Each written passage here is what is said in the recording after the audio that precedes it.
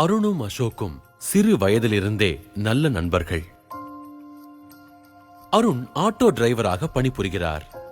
Ashok two wheeler mechanic. இருவருக்குமே திருமணமாகி குழந்தைகள் உண்டு. அருணின் மகள் இன்னும் சில வருடங்களில் திருமண வயதை அடைந்து விடுவார். அப்போது திருமணம் நடத்த தேவையான பணம் குறித்து அவர் கவலைப்பட்டார்.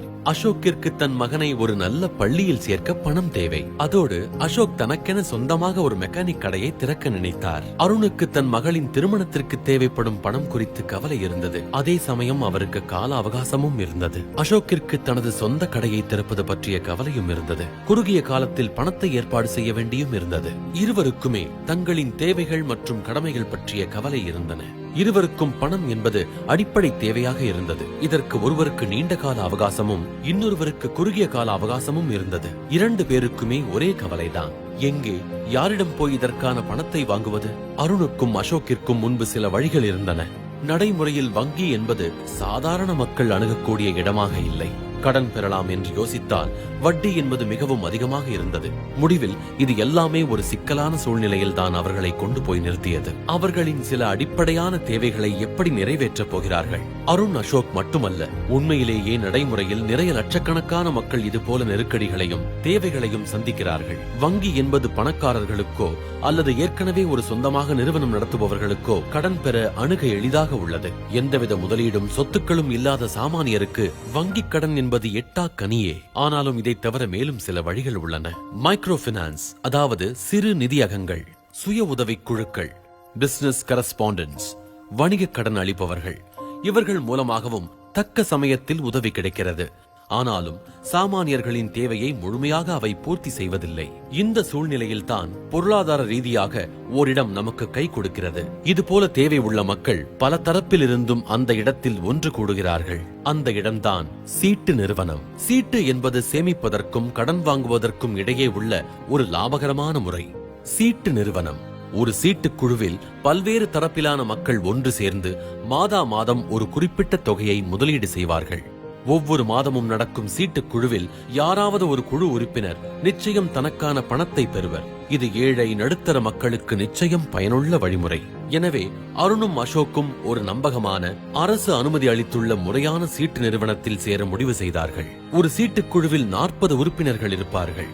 ஒவ்வொருவரும் மாதம் 2500 ரூபாயை தன்னுடைய பங்காக 40 மாதமும் அளிப்பார்கள். அப்படியெனில் ஒவ்வொரு மாதமும் 1 லட்சம் ரூபாய் குழுவின் நிதியாக திரட்டப்படும். இந்த 1 லட்சத்தை யார் வேண்டுமானாலும் ஏலம் முறையில் கூறி எடுத்துக் கொள்ளலாம். எனவே ஒரு மாதம் ஒரு உறுப்பினர் என 40 மாதமும் 40 உறுப்பினர்களும் பயனடைவர். அருணும் அசோக்கும் முதல் மாத தவணையாக ஆளுக்கு 2500 ரூபாய் கட்டினார்கள்.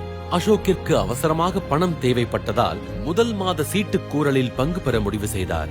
அன்றைய ஏல கூறலில் அதிகபட்ச கூறலாக 30%, அதாவது 30,000 ரூபாயை கூறி ஏலச்சீட்டை எடுத்தார். அதனால் முதல் மாதத்திலேயே 70,000 ரூபாயை தன்னுடைய பங்காக பெற்றுக்கொண்டார். அதன் மூலம் தன்னுடைய சொந்த மெக்கானிக் கடையை திறந்தார். தொடர்ந்து ஒவ்வொரு மாதமும் 2500 ரூபாயை குழு உறுப்பினர்களின் பங்கு தொகை கழிந்தது போக 40 மாதங்கள் முழுவதும் செலுத்தி வந்தார். சீட்டு நிறுவனர் அசோக் கூறிய 30,000 ரூபாயில் இருந்து தனது 5% ஊதிய தொகையான 5,000 ரூபாயை எடுத்துக்கொண்டு மீதி 25,000 ரூபாயை சீட்டுக்குழு உறுப்பினர்களுக்கு பங்கு தொகையாக, அதாவது டிவிடெண்ட், பிரித்து தந்தார். அதே சமயம் அருண் 40வது மாதம் வரை பொறுமையாக காத்திருந்தார். 40வது மாத முடிவில் 1 லட்சம் ரூபாயில் இருந்து ஊதிய தொகையான 5%, அதாவது 5,000 ரூபாய் கழிந்தது போக 95,000 ரூபாயை தன்னுடைய பங்காக பெற்றார். இது போக மாதந்தோறும் குழு உறுப்பினர்கள் மூலம் டிவிடெண்ட் தொகையை பெற்றார்.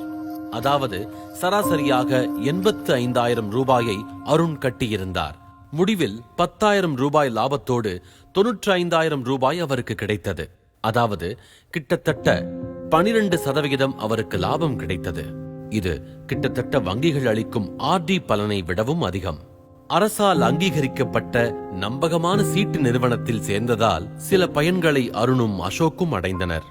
பாதுகாப்பு, வரிச்சலுகை, குறைந்த வட்டியில் கடன், லாபகரமான சேமிப்பு. அசோக் தனது புதிய மெக்கானிக் கடை மூலம் நல்ல வருமானம் பெற்றார். தனது மகனையும் நல்ல பள்ளியில் படிக்க வைக்க முடிந்தது. சீட்டு நிறுவனத்தில் சேமித்த சேமிப்பு பணத்தில் தனது மகளின் திருமணத்தை சிறப்பாக நடத்தினார் அருண். இப்படியாக வெளியே தெரியாமலேயே நாட்டின் பொருளாதாரத்திலும் குடும்பங்களின் பொருளாதாரத்திலும் முக்கிய பங்கு ஆற்றுகின்றன சீட்டு நிறுவனங்கள். அரசால் எல்லாவிதமான பொருளாதார தேவைகளிலும் பங்கு பெறவோ கை கொடுக்கவோ இயலாது.